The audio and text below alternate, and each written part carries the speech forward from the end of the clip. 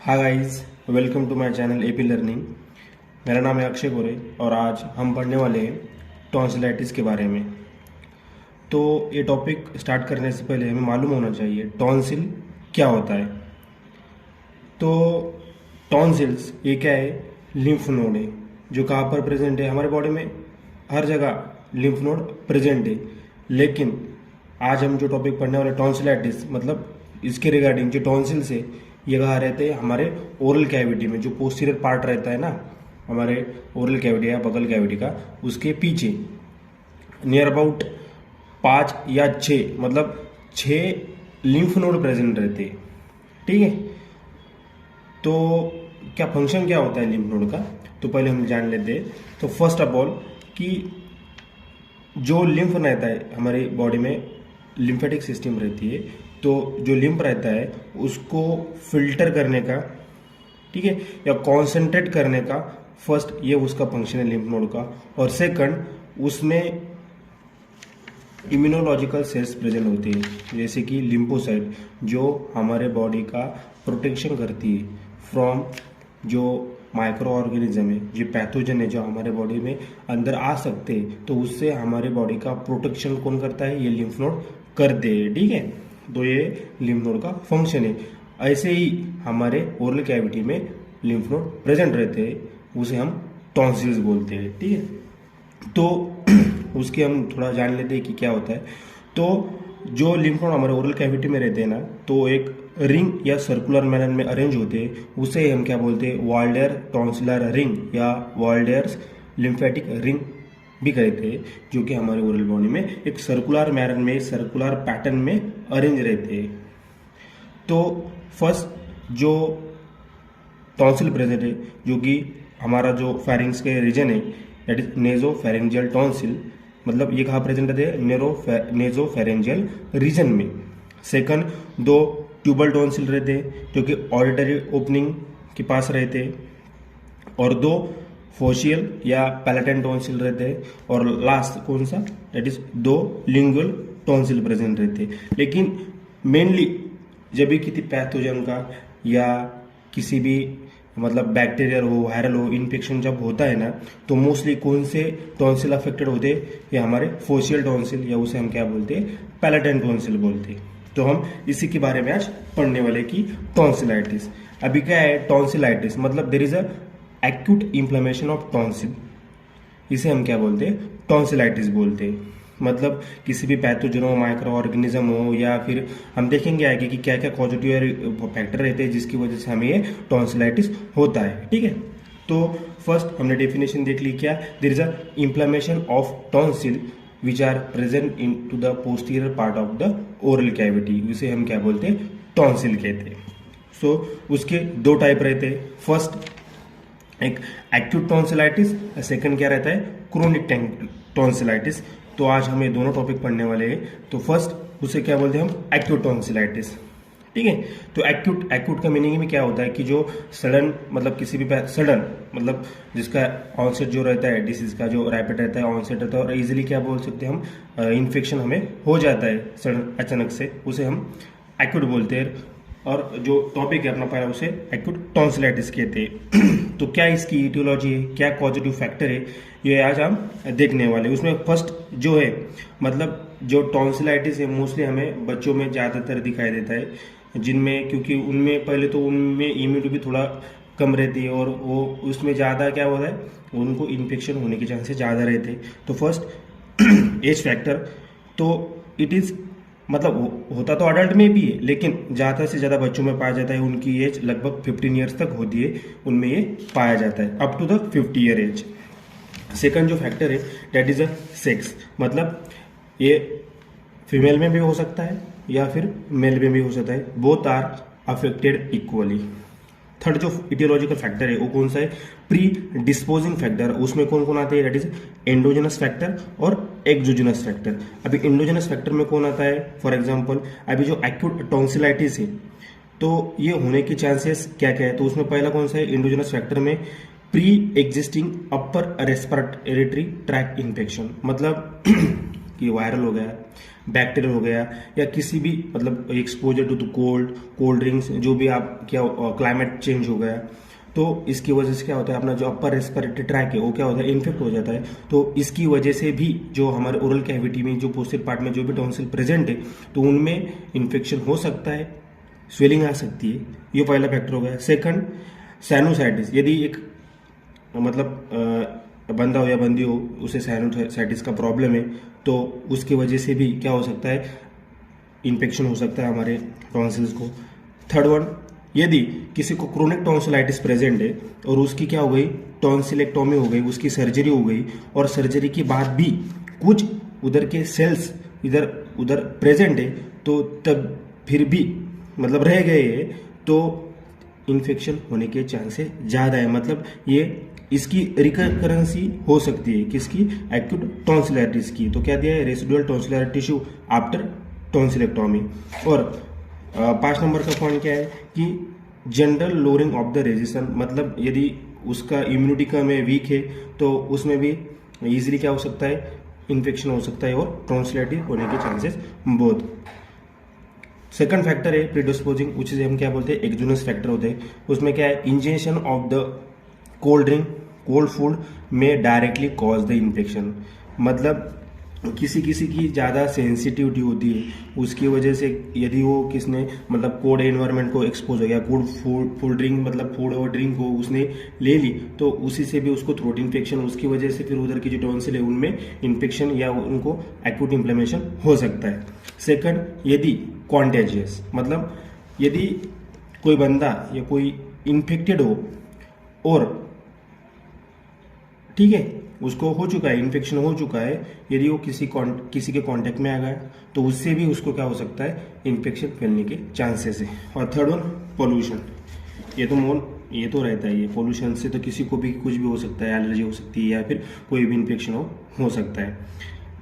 4 number का point है जो ईटोलॉजी में हम देखने वाले, उसी का हम क्या बोलते हैं, कॉजेटिव ऑर्गेनिज्म बोलते हैं। मतलब जो भी अपने बैक्टीरिया है, ठीक है, मोस्टली जो बैक्टीरिया होते हैं जो कि ये एक्यूट टॉन्सिलाइटिस कॉज करते हैं, उसमें कौन होता है, एक होता है स्ट्रेप्टोकोका।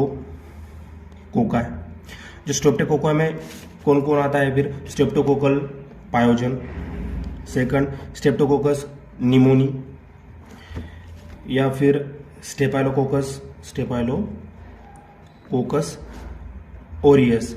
ये जो बैक्टीरिया है, ग्राम पॉजिटिव जो बैक्टीरिया है, इनका यदि हम इसे एक्सपोज हो गए, तो ये भी क्या कर सकते हैं, हमें टॉन्सिलाइटिस कॉज कर सकते हैं। लेकिन इनमें भी कौन, जो हिमोलाइटिक, क्या बोलते हैं हमें, हिमोलाइटिक जो स्ट्रेप्टोकोकल बैक्टीरिया है, ये क्या करता है, टॉन्सिलाइटिस कॉज करता है, ये याद रखना है, ठीक है। तो ये हो गए aetiological factor of the tonsillitis, ठीक है। इसके आगे हम जो टॉपिक पढ़ने वाले हैं, ये है कि एक्यूट टॉन्सिलाइटिस में क्या क्या मतलब सिम्टम आ सकते हैं, क्या क्या साइन आ सकते हैं, ठीक है। अभी फॉर एग्जांपल हमने देख लिया कि यदि हम मतलब जो हम इटियोलॉजिकल फैक्टर देखे, मतलब जो पॉजिटिव फैक्टर देखे, उसमें हम बैक्टीरियल इन्फेक्शन देखे, ठीक है, किसी को सब स्ट्रेप्टोकोका हो, स्टेफाइलोकोकस का इन्फेक्शन हो गया, तो उसके बाद टॉन्सिलाइटिस होने के चांसेस है। तो उनमें क्या क्या सिम्टम हमें दिखाई देते हैं। फर्स्ट क्या है, there is a raw sensation in throat, मतलब थ्रोट इन्फेक्शन हुआ तो उनमें क्या आ सकता है, रॉ सेंसेशन हो सकते हैं। उसके बाद सबसे कॉमन सिम्टम कौन सा है, पेन, जो कि थ्रोट में, यदि टॉन्सिलाइटिस हो गया या थ्रोट इन्फेक्शन हो गया, बैक्टीरियल हो, कुछ भी हो, तो उधर पेन, मतलब जब हम सॉलो करते हैं, कुछ भी सॉलिड हो, फूड हो, कुछ भी हम क्या निगल लेते हैं, तब सॉलोइंग के टाइम पे क्या होता है, उधर थ्रोट में पेन होता है। और हमें तो मालूम है कि हमारा जो ईयर है, तो उधर ईस्टेशियन ट्यूब की ओपनिंग है, तो वहाँ से भी इन्फेक्शन फैलने के चांसेस, तो ईयर में भी क्या हो सकता है, पेन होगा, उसे हम क्या बोलते हैं, रेफर पेन बोल सकते हैं ईयर में। थर्ड पॉइंट कौन सा है, सिम्टम कौन सा है, दैट इज रेफ्यूजियल टू इट। अभी इन्फ्लेमेशन हो गया उधर, क्या बोलते हैं हम, टॉन्सिल है, सोलन हो गए, तो उसकी वजह से थ्रोट में तो पेन हो रहा है, लेकिन तो उसकी वजह से क्या करता है, चिल्ड्रन में तो मोस्ट कॉमन होता है, तो चिल्ड्रन में not complain about the pain in throat but may refuse to eat because of the odynophagia. मतलब जब उधर पेन हो रहा है थ्रोट में, तो मतलब जब निकलते हैं तब उधर क्या हो रहा है, पेन हो रहा है, तो छोटे जो बच्चे रहते हैं वो खाना नहीं खाते, क्योंकि अवॉइड करते हैं ना, इधर पेन हो रहा है इसलिए। थर्ड क्या होता है, यदि उधर इन्फेक्शन होता है तो वॉइस भी क्या होती है हमारी चेंज हो जाती है, हॉर्सनेस होता है उसमें, ठीक होती है थोड़ा, मतलब खराश खराश कैसी होती है तो उधर हमारी आवाज़ भी चेंज हो सकती है इन्फेक्शन होने से।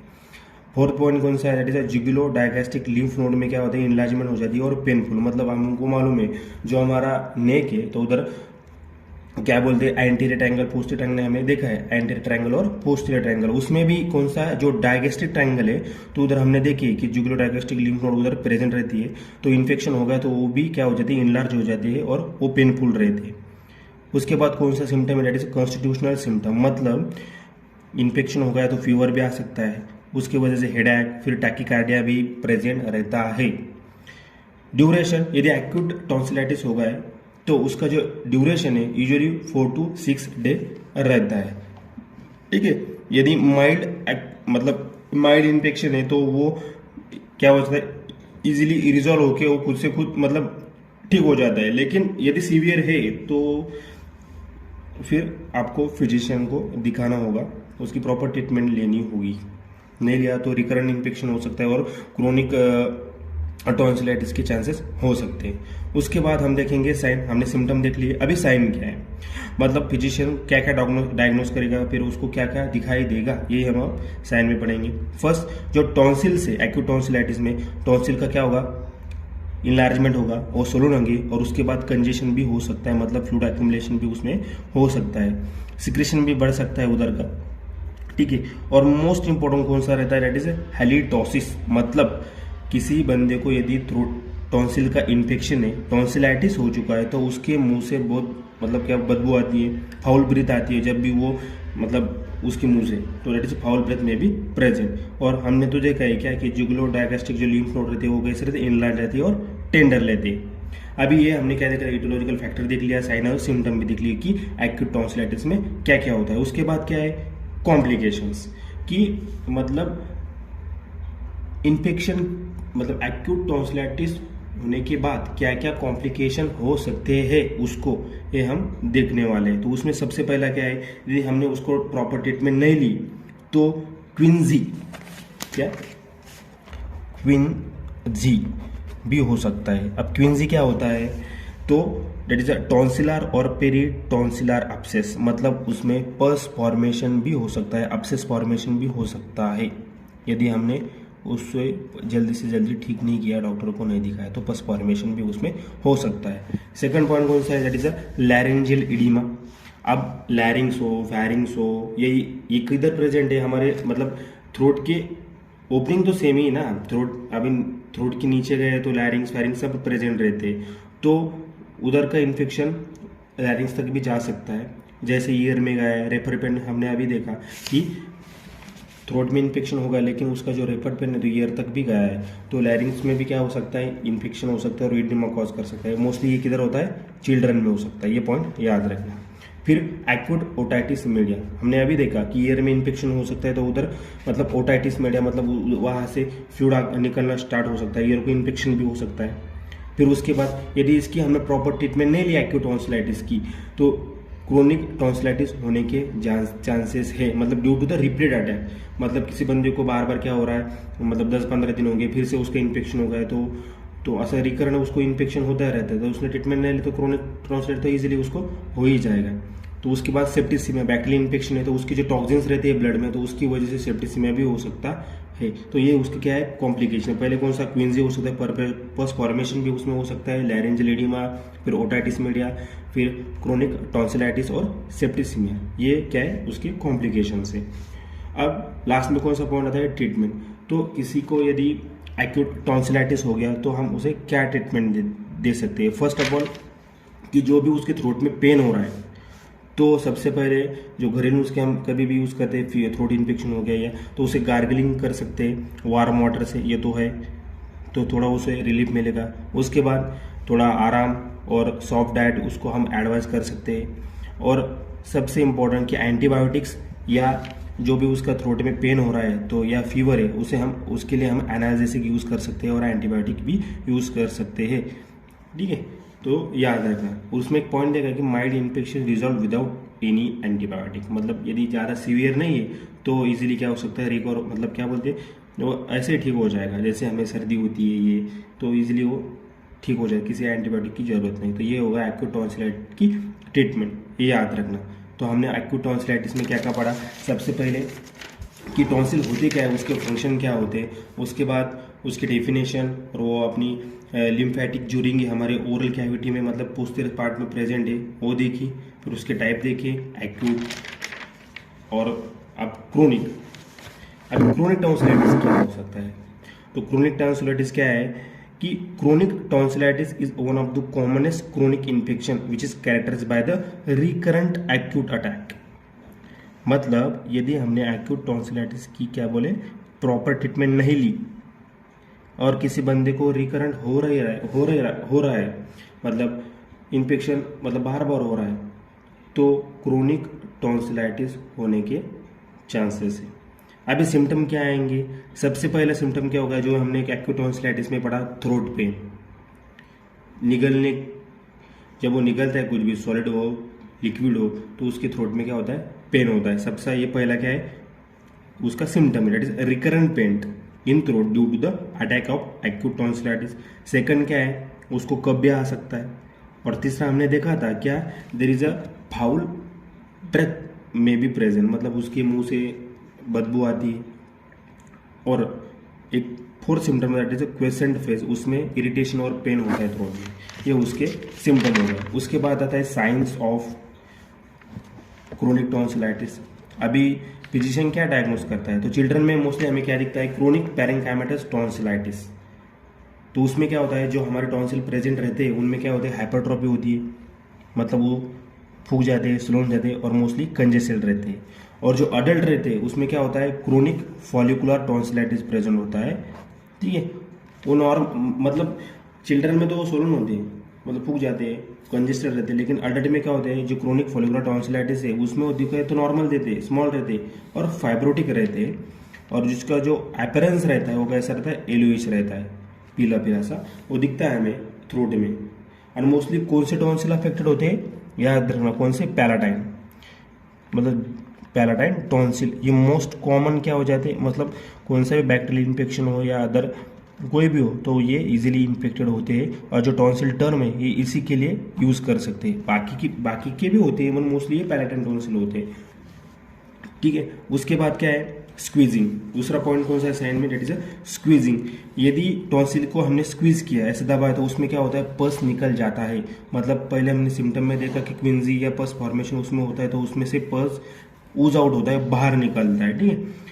थर्ड, सिस्ट फॉर्मेशन, मतलब जो स्वेलिंग्स हो चुकी है उसमें, ठीक है, येलो येलो दिखती है। हमने पहले देखा कि जो अडल्ट में है उसमें जो टॉन्सिलाइटिस है वो पीला पीला मतलब येलोइश अपीयरेंस से रहता है, क्योंकि वो सेप्टिक हो चुका है, पस फॉर्मेशन हो चुका है।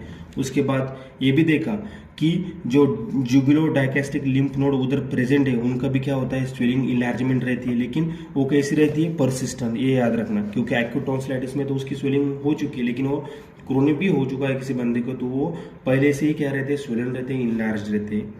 और उसके आगे क्या रहता है, सेप्टिक फोकस, मतलब सेप्टिक यानी सेप्टिसीमिया हो चुका है, तो थ्रोट में इन्फेक्शन हो चुका है उसको टॉन्सिलाइटिस मतलब टॉन्सिल्स को, तो वो जो उसके नियर मतलब ईयर में भी स्प्रेड हो गया, तो ईयर को भी इन्फेक्शन हो गए, तो जो उसके जो आजू बाजू के जो ऑर्गन है तो उनमें भी क्या हो सकता है, इन्फेक्शन होता है due to the bacteria, due to the toxins, due to the septicaemia, ये याद रखना। तो ये क्या है, उसके साइंस है किसके, क्रोनिक टॉन्सिलाइटिस के। उसके बाद ट्रीटमेंट क्या है, अभी जो क्रोनिक टॉन्सिलाइटिस है उसकी ट्रीटमेंट क्या है, तो पहले हमने एक्यूट टॉन्सिलाइटिस में देखा कि उसके मतलब एंटीबायोटिक या एनाल्जेसिक एंटीपायरेटिक हमें यूज़ कर सकते हैं उसके फीवर के लिए, उसके पेन के लिए, या फिर जो भी बैक्टीरिया कुछ भी इन्फेक्शन है उसके लिए एंटीबायोटिक यूज़ कर सकते हैं।